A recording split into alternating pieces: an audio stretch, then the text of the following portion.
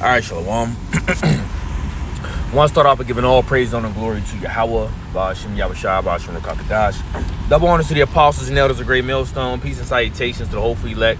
Coming at you with another quick lesson through the spirit and power of Yahweh, Ba'ashem, Yahushua. Lord willing, this lesson may be edifying. And just doing a quick in transit through the spirit. I got me and the brother Danya Allah here with me. And, we're just talking about a few things of how this system is systematically set up for you to fail, right?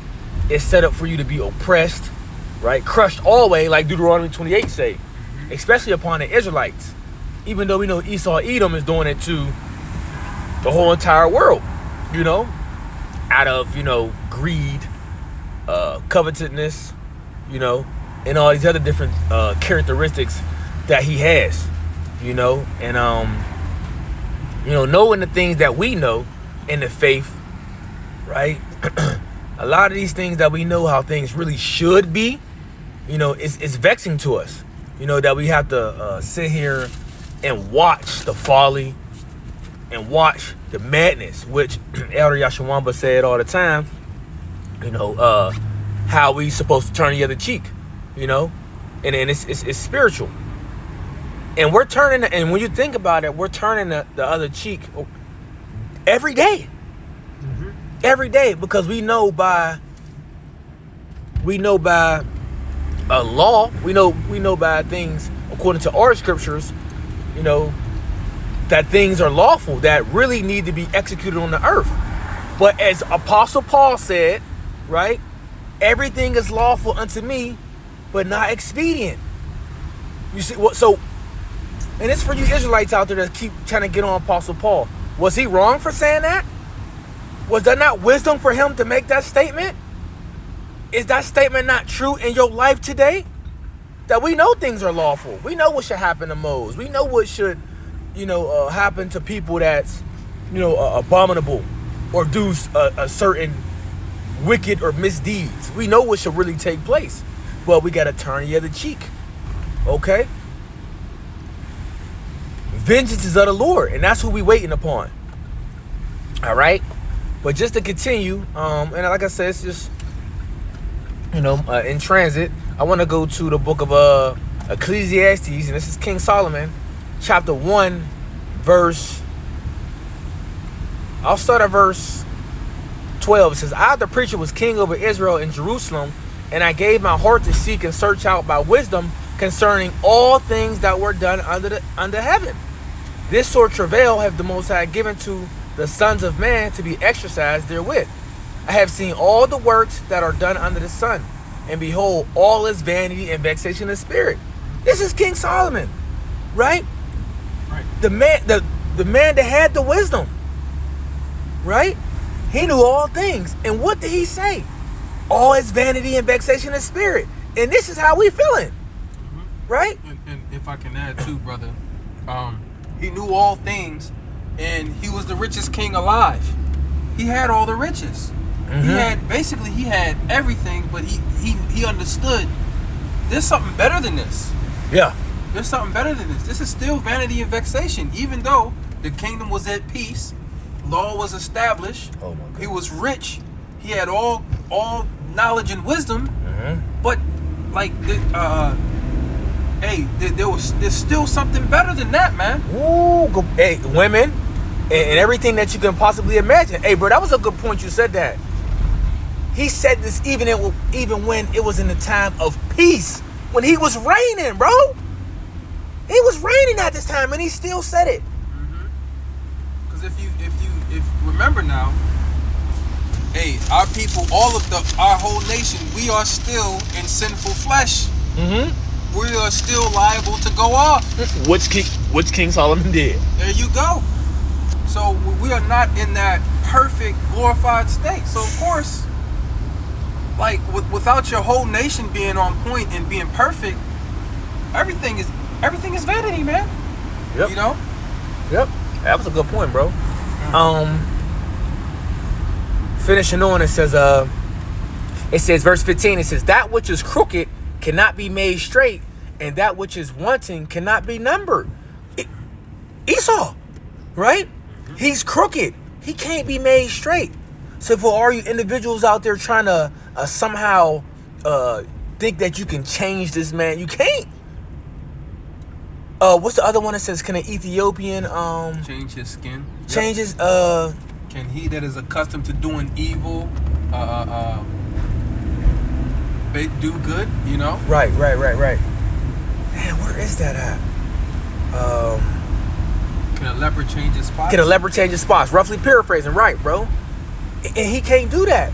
So he's going to behave and he's going to perform the way he is as being a wicked, because that's what he was created and set up to do. Right? It says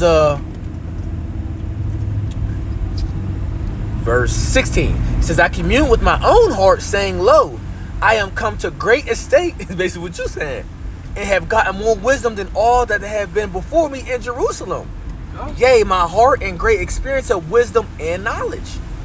And I gave my heart to know wisdom and to know madness and folly. So he knows both sides. You know, and that's what makes him a balanced and perfect in judgment. Yup. Because he knew both sides. Yup. He knew what folly was. He knew what righteousness was, man. Madness. You know, and he concluded that even in the lifetime that he was in, even though things were in peace in Israel, that everything is still vain. It's still madness. He also says, I don't know where that's at, but he says, you know, basically, in so many words, you know, what's the point of me having all these riches what's the point of you having riches if you were to give it to your sons and who may F it off? Yeah, basically, right? That'll mess up your riches. So it's like you did all that for nothing. So it's vain. Yep. Come on, bro. Yep. It says, so it says, and I gave my heart to know wisdom and to know madness and folly. I perceive that this also is vexation of spirit. For in much wisdom is much grief, and he that increaseth knowledge increaseth sorrow. So we really don't know. I mean, we know, little parts of the mind. We're gonna go in face first, since Okay. And we know little bits in the mind of King Solomon, right? And this is like an example of him telling us what's going on and how he's thinking. You know what I'm saying? But he's right. He said he know all these different things, but like the point that the brother Daniela made up was, I got all this, I achieved all this, I did this, I did that, I know this, I know that. It's still folly. It's still folly, or it's still vanity and vexation of spirit. Now, when you think about us and the information we know, I wouldn't say it's, a folly, because it's good to know the things that we know. It's good to have the hidden riches in secret places. I forget, there's another scripture to talk about us having I forget it.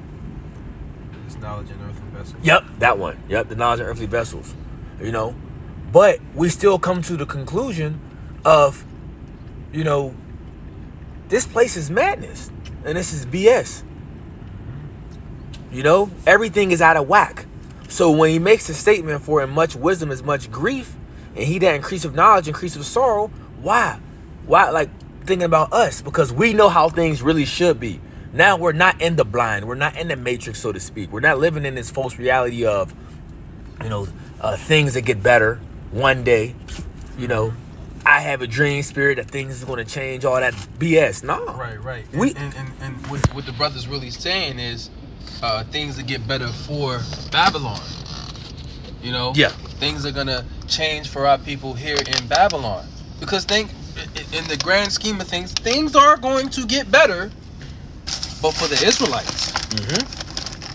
Right? Things are going to get better for the Israelites. And then eventually the rest of the nations. They'll benefit from a clean earth. They'll benefit from order. They'll benefit from correct management of the earth. Right? But yes, things are going to get better for our people, but when the Lord returns. Yep. And that's what we're waiting upon. You want to get that last scripture? Okay. The earthly vessel one? Yep. Here we go. Okay. 2 Corinthians chapter 4, verse 7. It says, but we have this treasure in earthen vessels, that the excellency of power may be of the Most High and not of us. You got it. Right. So we have this heavenly knowledge in earthen vessels, man. Mm-hmm. So, hey, the fact that we're able to go into the scriptures and break them down, you know, break down prophecies that no one has had any knowledge of what it actually means for thousands and thousands of years, right? That's the power of the Lord, right? That's evidence of the power of Yahweh Ba'ashem Yahushai, right? And He's giving it to us in these weak, fleshly bodies, man. You know? Yep. Knowing the knowledge we know, sometimes it can weigh down on you because you know so much and how things really should be. Mm-hmm. So when you see different things out of whack, you're like, yo, like, you know, your mind get to racing. But for other people, it's like they have no clue, so it's not no worry to them. Right. You know, Right. They just live under a rock. Right. Yep. You know. So that was just something quick through the spirit. Lord willing, was edifying. Until next time, I want to say shalom. Shalom.